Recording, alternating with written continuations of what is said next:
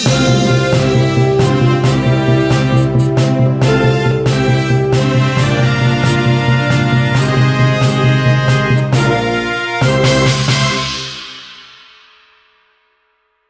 compliance with the Open Public Meetings Act of the State of New Jersey, adequate notice of this meeting of the Atlantic County Board of Chosen Freeholders was provided in the following manner. It was published in the Fairleigh Press of Atlantic City, mailed to the Current Daily Journal, Hamilton Gazette, and Hamilton News, and posted on the bulletin boards in the county office building in Atlantic City, here at the Stillwater Building and County Clerk's Office in Mays Landing. Can we all rise for an opening prayer? Let us pray.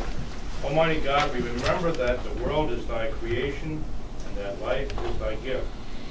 Uplift our thoughts from the littleness of our own works to the greatness, majesty, and the wonder of thine, and teach us to behold thy glory, that we may grow into thy likeness. Amen. Amen. All face the flag. Attention, salute. I pledge allegiance to the flag of the United States of America and to the republic for which it stands, one nation, under God, indivisible, with liberty and justice for all.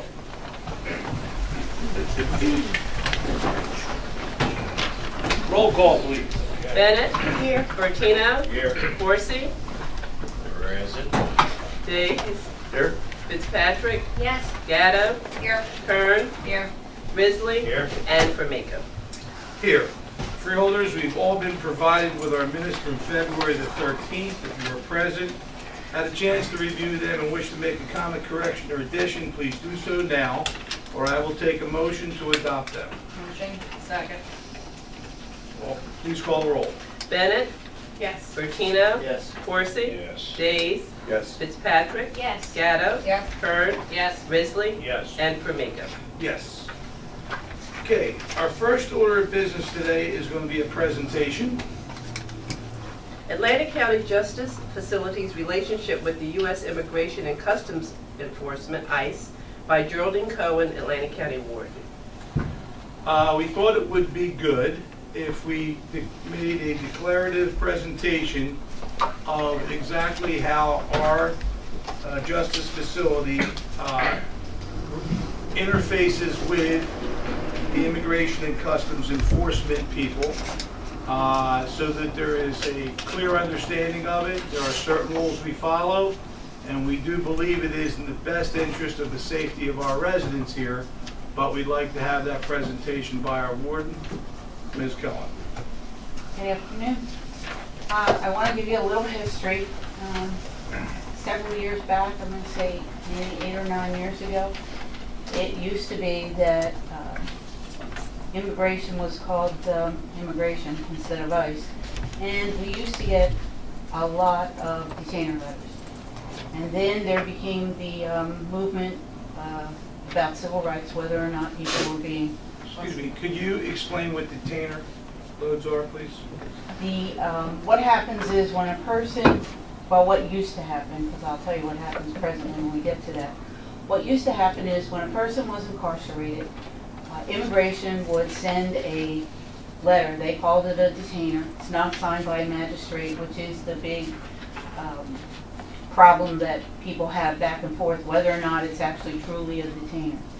They would send it, and we would hold the person. Whenever their charges were done, we would notify the immigration officer assigned to our district. And they would come anywhere from 1 to 3 days, because the letter clearly says you can only hold them for 72 hours. Then there became the issue of whether or not that was a violation of people's civil rights, because it's not signed by a magistrate. So what they did was, somewhere in there is when ICE became ICE, Customs and Immigration became under Homeland Security. And so what they did was revamp their system, and they now have what they call a Priority Enforcement Program. Under the Priority Enforcement Program, we get virtually no detainer letters.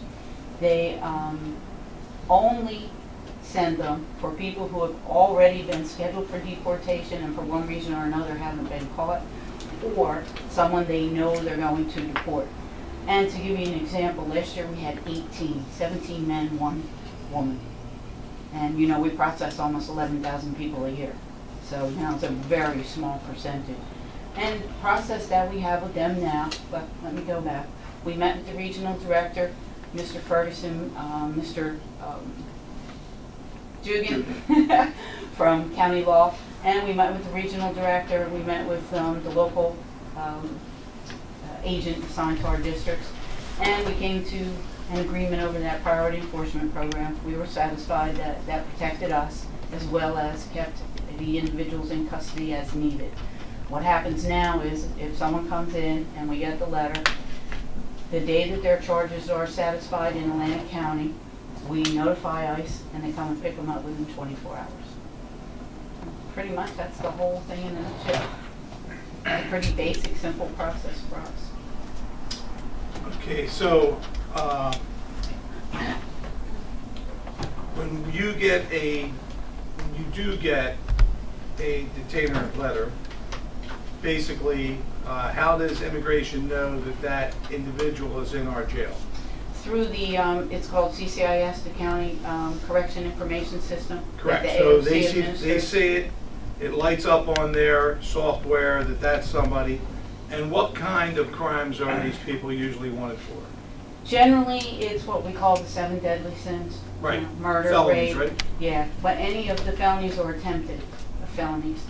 And they either have already been convicted and scheduled for deportation, or in ICE's eyes, they're sure they're going to get a deportation order for whatever the crime is once they're convicted of it. Okay.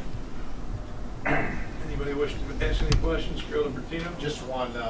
Ward, how many have you had picked up from the beginning of this year? It's only a few months, but I was just curious. I actually couldn't get that report yet. Okay. I have to wait until after June. The County Correction Information System is pretty antiquated, so it's difficult to get certain types of reports out of it. They only have scheduled times that they update. Quarterly or half? Yeah, but I would say, you know, if we did 18 last year, I can't imagine us doing more this year. There's just not that much anymore. Okay. Chairman, if I may. Oh, I'm sorry.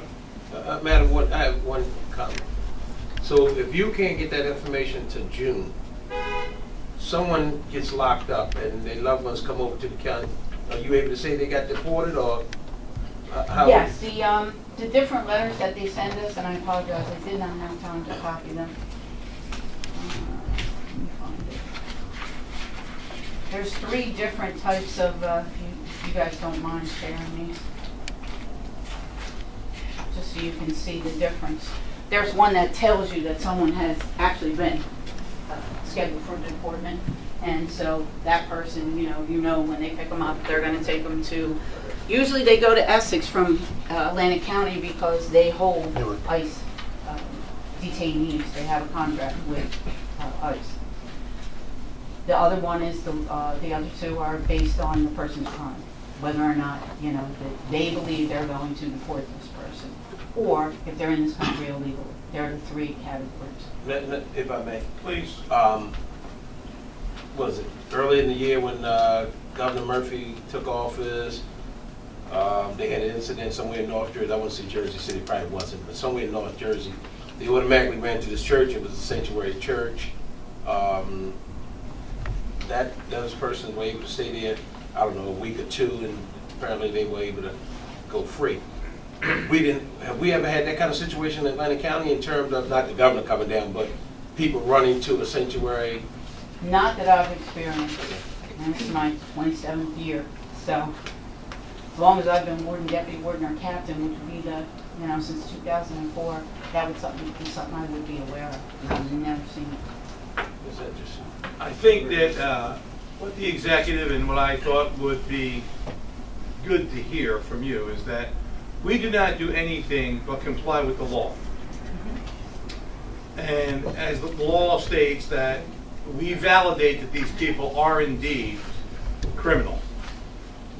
We just don't hand them over. When we validate that, because there is a 2-step process, we validate that either through the prosecutor's office or through NCIC, whatever it is, the identification of crime, and then it's just a matter of the immigration office, making sure that they aren't detained for, how many days. And no, they're very good about that. Right, and that's what I was going to ask you. That's not on us either. No. But they have been complying with that, correct?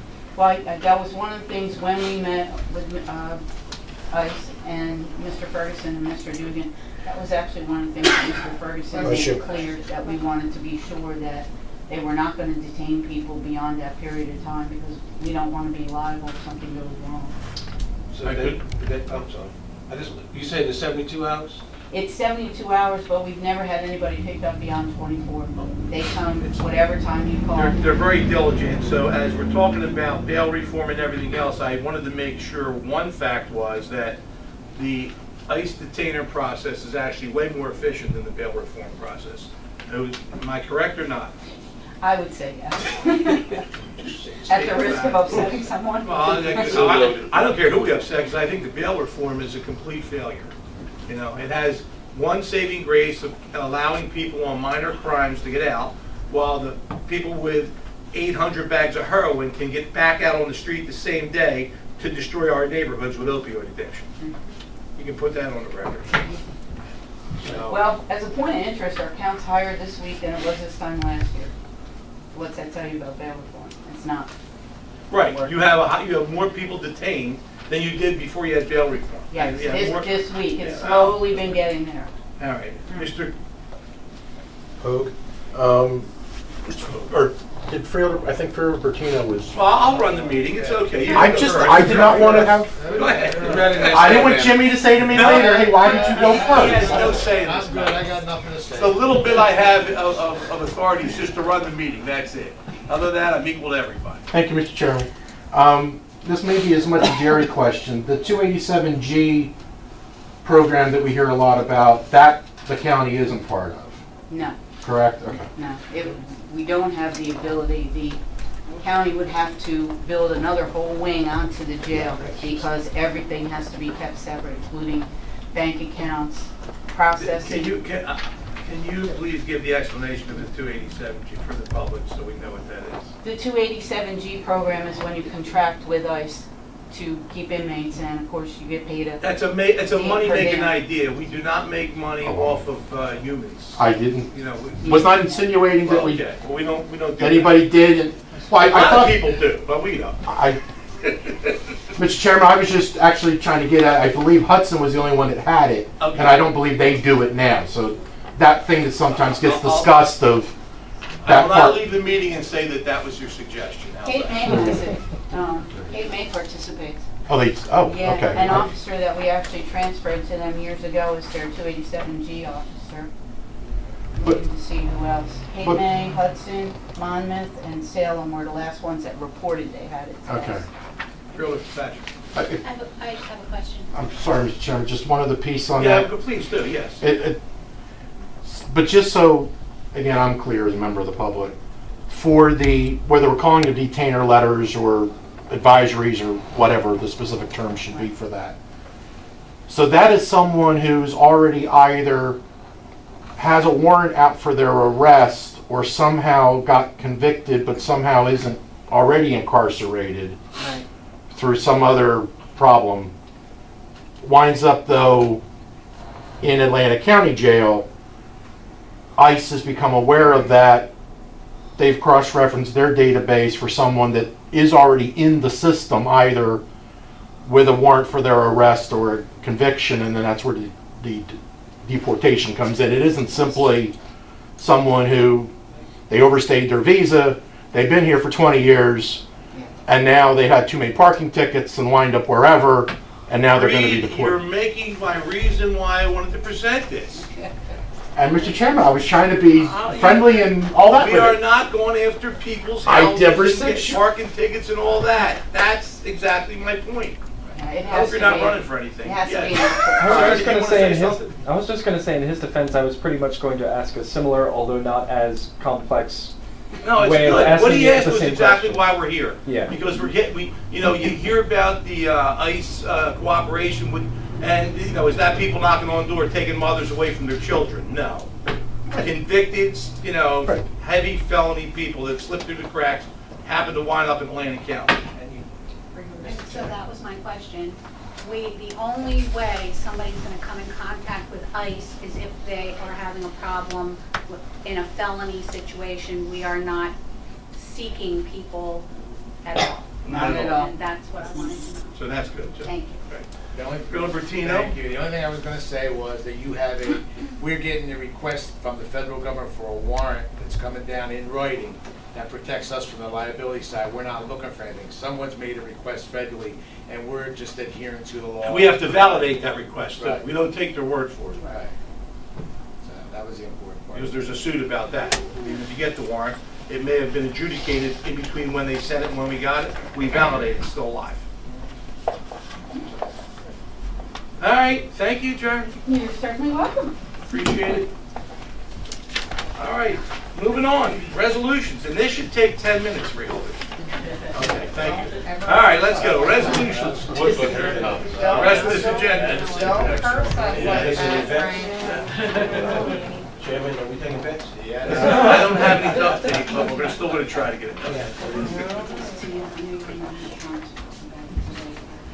104, please. Intergovernmental service agreement with the Casino Reinvestment Development Authority to provide landscaping and related groundskeeping services to the county-owned Oscar McClinton Waterfront Park, amount not to exceed $20,395. Second. Moved and seconded. Public input.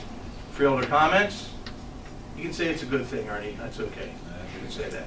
Well, Chairman, actually, I was going to make a comment. Go ahead, please do. All right, go ahead. In conjunction with Jerry and the county, who, as most of you probably already know, the gazebo has been completed at the McClintock Park. The benches has been power washed, and it's almost ready to be open for operations. And this is a continuation for I don't know how many years now they've been entering it with the RDA, but it's a good deal. That's very well said. Any other comments? Call the roll. Bennett, Yes. Bertino, Yes. Corsi, Yes. Days, Yes. Fitzpatrick, Yes. Gatto, Yes. Kern, Yes. Risley, Yes. and Formica. Yes, Mr. Bertino, I believe I cut you off before. Do you have something to say? No, just I'll be happy. There's a neighbor that takes pictures out the window of McClintock Park all the time, calling me to make sure we are staying on top of. So we'll be happy that we. I told him we're doing it every year and it'll be taken care of. So. Well, I get constant pictures from our former colleague, Alice Marino. Oh, you get them from Alex. I get them from George. Okay, we're moving on to 105. Professional services contracts with various vendors for alcoholism and drug treatment and prevention programs in the amount of $575,122. Move. Second. Moved and seconded. Public input. Freeholder comments. We'll call the roll. Bennett, Yes. Bertino, Yes. Corsi, Yes. Days, Yes. Fitzpatrick, Yes. Gatto, Yes. Kern, Yes. Risley, Yes. and Formica. Yes, 106. Amended professional services agreement with Highland Design Group for land surveying, engineering, and environmental services, extending the termination date, no additional cost. Move. Second. Moved and seconded. A resolution just extending a time. Freeholder comments. All those in favor say aye. Aye. 107. Amended professional services agreement with various vendors for the provision of youth shelter beds to extend the termination date, no additional cost. Move. Second. Again, moved and seconded, and a resolution just extending a date at no additional cost. Freeholder comments. All those in favor say aye. Aye. 108. Agreement with the Youth Advocate Program for community engagement activities and education, amount not to exceed $14,820. Second. Moved and seconded. Public interest. Freeholder comments. Call the roll. Bennett, Yes. Bertino, Yes. Corsi, Yes. Days, Yes. Fitzpatrick, Yes. Gatto, Yes. Kern, Yes. Risley, Yes. and Formica. Yes, 109. Renewal competitive contract with Jewish Family Services to provide discharge planning and re-entry services for inmates of the Atlantic County Justice Facility, amount not to exceed $489,974.28. Move. Second. Moved and seconded. Public input on this contract. Freeholders, let's call the roll. Bennett, Yes. Bertino, Yes. Corsi, Yes. Days, Yes. Fitzpatrick, Yes. Gatto, Yes. Kern, Yes. Risley, Yes. and Formica. Yes, 110. An online access agreement with the New Jersey Motor Vehicle Commission, amount not to exceed $150 per year for a 5-year term, for a total amount not to exceed $750. Second. Moved and seconded. Any input on this online service? Freeholders? Hey, Jimmy, if I may, not on this one in particular, I don't know if anybody on this board got a, go off this, but for motor vehicle, skip the trip. Y'all get that yet for your new driver's license? This is worth it. You sign your name on your thing, you send it back off, they send you new driver's license with your old picture on it. Outstanding. You ain't gotta go to motor vehicle no more. With your old picture. Yes. The only problem is you can't send an electronic check with that. Oh. Because I attempted to skip the trip, Oh, but yeah. I haven't written a paper check since 2007. So I sent an electronic check and they couldn't marry the two pieces of paper up when they arrived separately. You do it with a credit card? You do it with a You credit card? cannot. Now you gotta send a check. I'm just I'm saying. surprised the turnaround on it too. All right, well, thank you for that information. Any other discussion on this? We'll call the roll. Bennett? Yes. Bertino? Yes. Corsi? Yes. Days? Yes. Fitzpatrick? Yes. Gatto? Yes. Kern? Yes. Risley? Yes. And Formica. Yes, 111. Bid contract with various vendors to furnish and deliver non-perishable food to the Department of Human Services for a 6-month period in the amount of $109,919.93. Second. Moved and seconded. Any public interest on this bid? Freeholder comments? Call the roll. Bennett? Yes. Bertino? Yes. Corsi? Yes. Days? Yes. Fitzpatrick? Yes. Gatto? Yes. Kern? Yes. Risley? Yes. And Formica. Yes, 112. Lease agreement between the County of Atlantic and the City of Corbin City for the K-9 training facility in the amount of $60,000. Move. Second. Moved and seconded. Public interest on this? Freeholder comments? Chairman?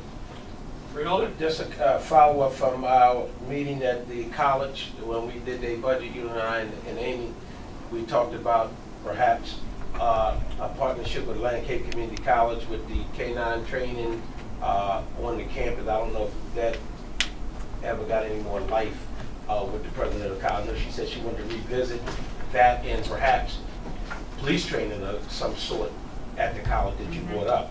I think we still should consider looking at that, and if it's a way to save us $60,000 down the road, maybe we need to move on.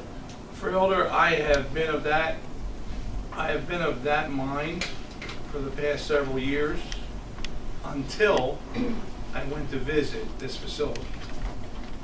Now, I will ask everybody, public and the board, get a chance, drive up Route 50. You'll get to something, I think it's called Carl Avenue or Carl Road.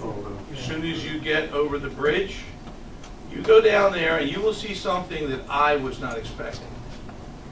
First of all, the trainers there are like obsessed. It's like you're in the twilight zone of K-9 training. They live, eat, breathe 24/7, this training. The facility is the former Special Services School before we built out at Mays Landing. So the facility, I think, is somewhere around, what is it, 60,000 square feet, Jerry? Yeah. 60,000 square feet. They set up scenes of every scenario. A library scene, you know, a school classroom,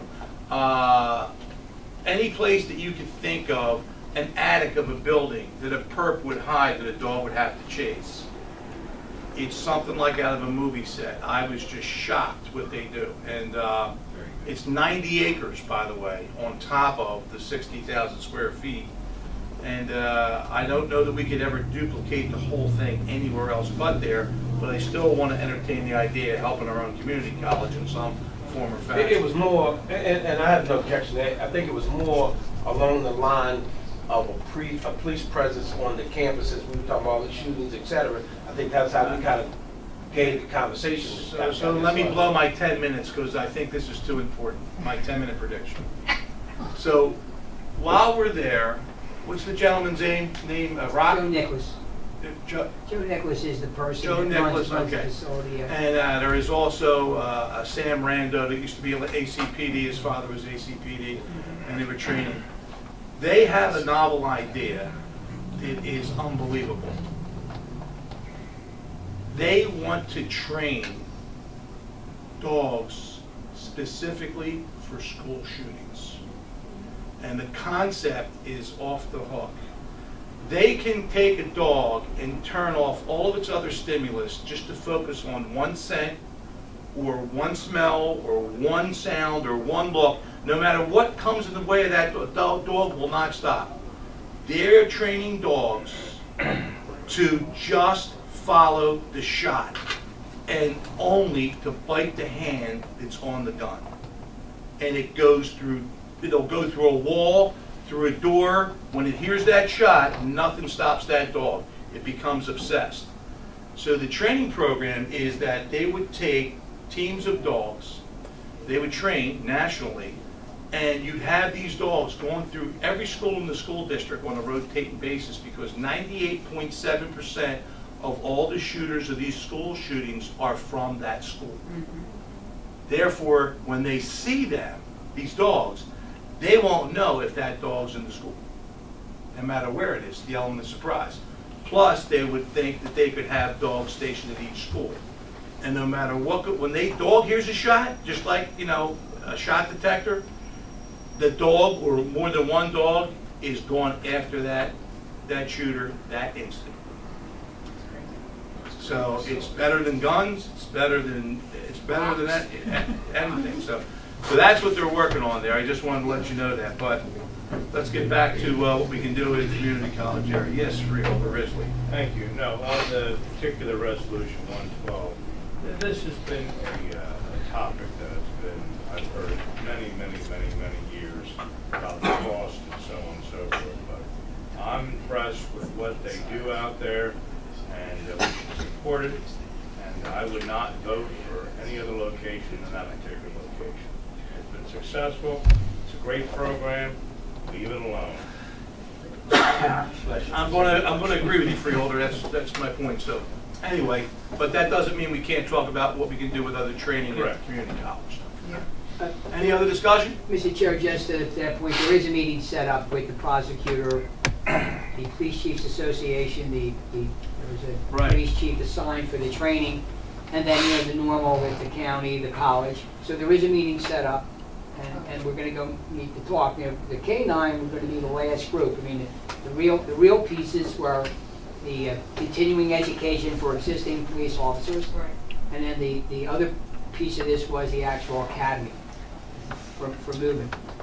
The down the road piece was the potential to put the dogs out there. So I mean, again, you know. I mean, I was only piggyback riding on what the chairman wanted at the meeting, which I thought was a good idea. I'm not objecting to Corbin City with the $60,000. My idea was go to Atlantic City with the K-9 training at Bader Field and with the academy at the campus over there near MLK, and you would put a police presence in Atlantic City that you can't buy.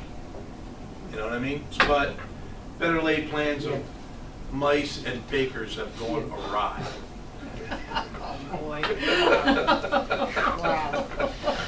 Moving right along. Prerogative of the chair. All right. Amazing. Call the roll. Bennett? Yes. Bertino? Yes. Corsi? Days?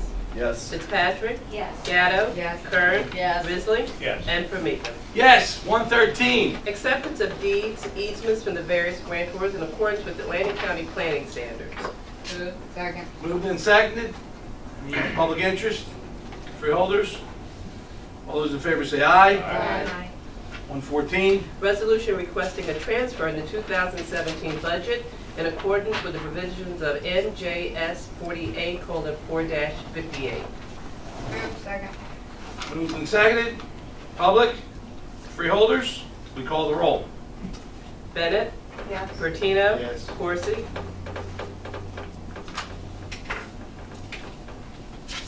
Yes. Days? Yes. Yes.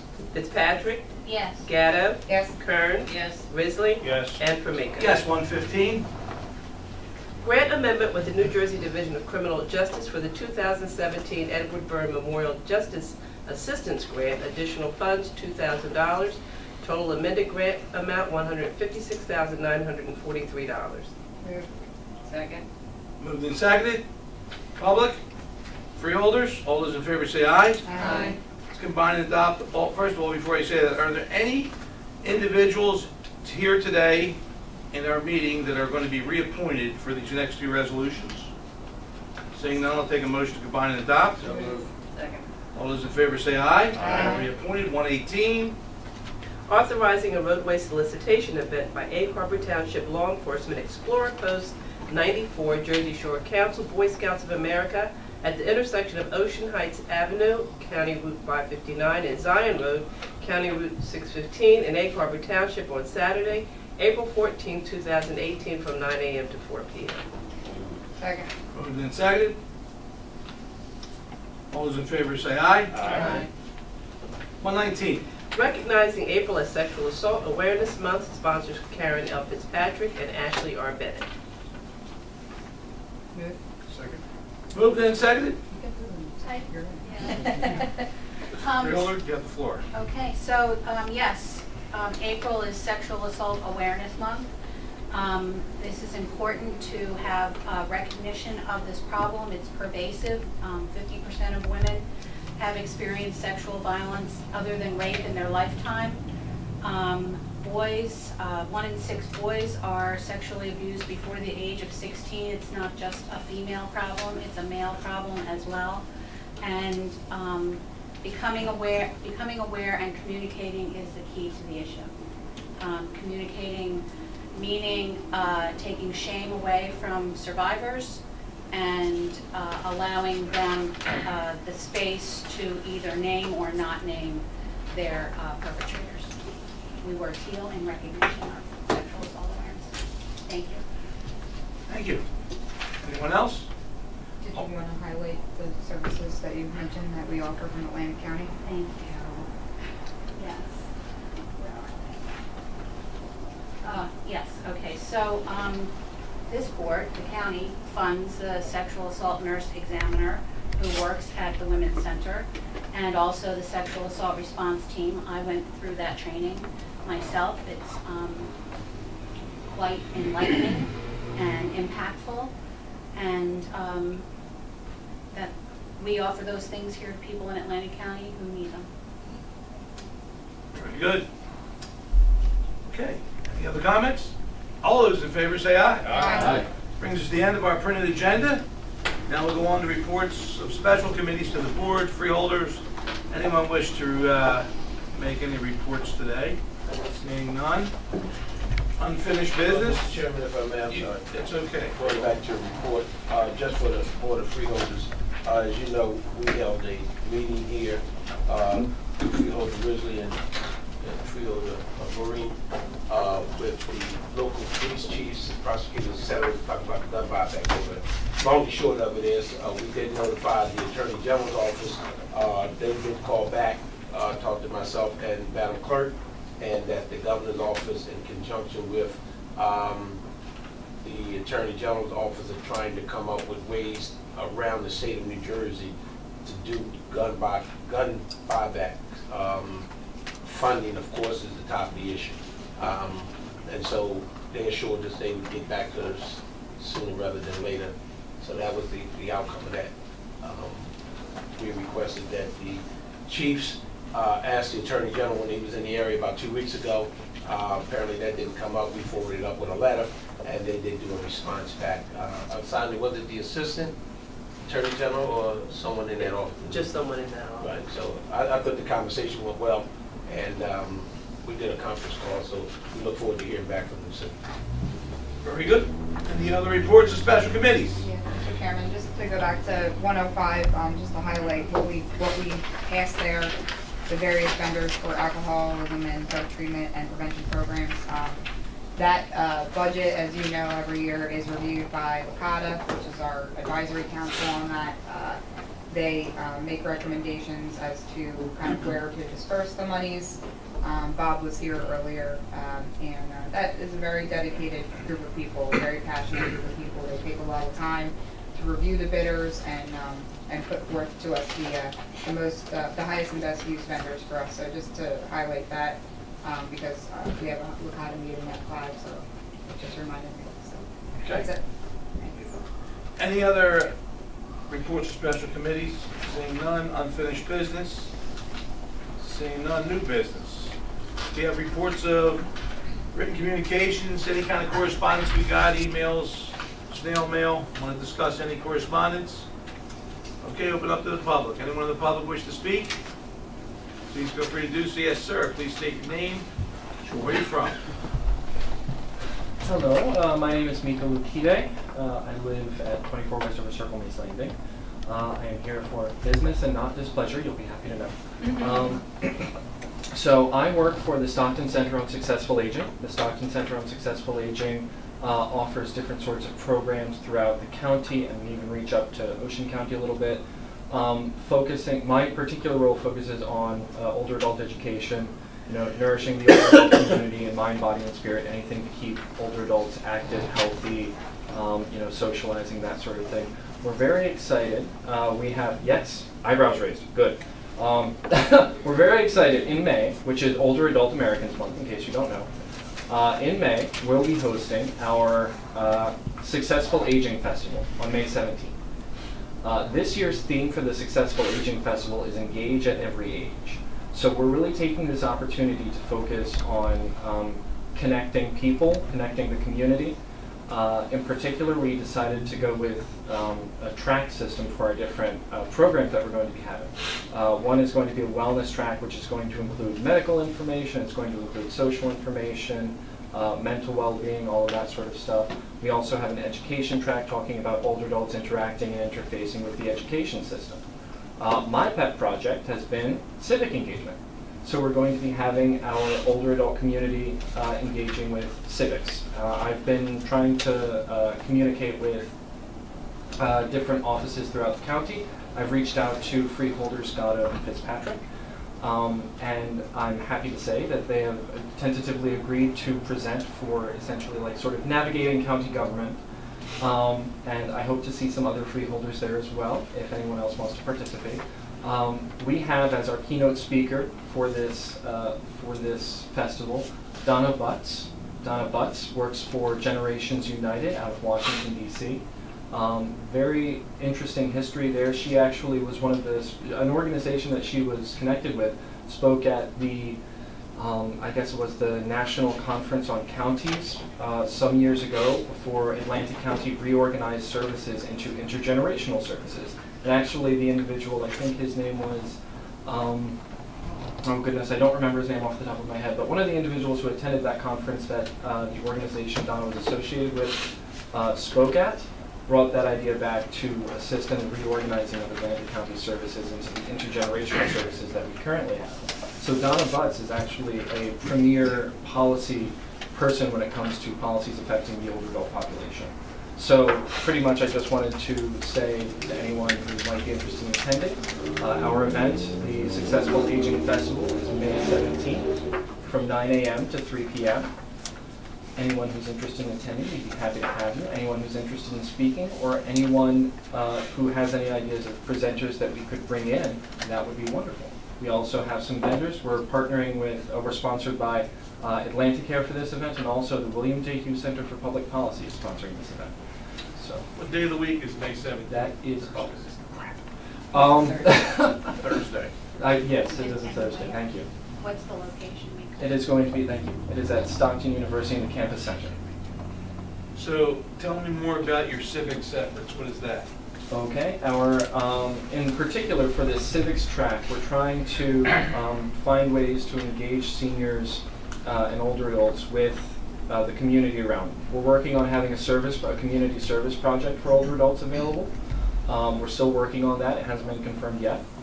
We want them to understand local government and how to interface with local government. We also want them to understand different ways of being involved in the voter registration process, whether it's updating your signature as you age, because it's important to have an up-to-date signature on file, especially for individuals who may have had some sort of neurological degeneration, who still want to participate in the civic process. And we're also interested in, I already said navigating county government. So what is the timing of this civics interfacing with these older people? What is it, a week, a day, how long is it? So the event itself, our festival, we will have different sessions, about 45-minute sessions throughout the day from 9 a.m. to 3 p.m. That's going to include our keynote speaker, who is sort of partially under the civics section of what we talk about. So initially, it's just going to be that brief interface, that 45 minutes during whatever given presentation. So my suggestion would be, if you want to pursue this, is we will bring a freeholder meeting to Stockton College, Really? where you can invite the elder individuals that are interested in civics to participate in a meeting. I love that idea, and assuming we'll have some more conversations about that, I look forward to those conversations. We can talk with Madam Clerk here, and we can coordinate that with our schedule, and if it fits your schedule, you know, and everybody here agrees with it, you know, I don't know by email, you know, we'll have to vote, you know? Thank you very much for that, for the offering of that idea. Yeah, it's a really cool thing to do because we could, you know, and it gets to be where we could actually give a little primer on what county government is. I mean, we live in a state with 8 million people or so, or 9 million people, and 7 million don't know what a freeholder is. So. Can I make a suggestion, Dean? Have you spoken with our Director for Intergenerational Services? Yeah, that would be really good to do. I speak with an individual from Intergenerational Services. Is it Cindy? Yes. Yes. Yeah, is that who you're working with? Yeah, SCOTUS is actually one of the partners in the Older Americans Act grant that comes through. We're one of the providers for that. So I interface with her regularly. Good, great, okay. Mr. Chair. Yes, please. Mika, just another suggestion, not sure if you did, but talking about the updated signature and registration items, you might want to engage the Board of Elections, Superintendent of Elections. I reached out to them once, and I just need to follow up with them. Okay, if you need help, let us know. We can also hassle them for you. Thanks very much. I appreciate people being willing to hassle. Yeah. Yeah. Tina is definitely the right person to call. Any other questions for anyone? Thank you. Thank you. Anybody else in the public wish to speak? Please feel free to do so. Seeing none? Anything with the order? Motion for adjournment. Second. All those in favor say aye. Aye. Good day.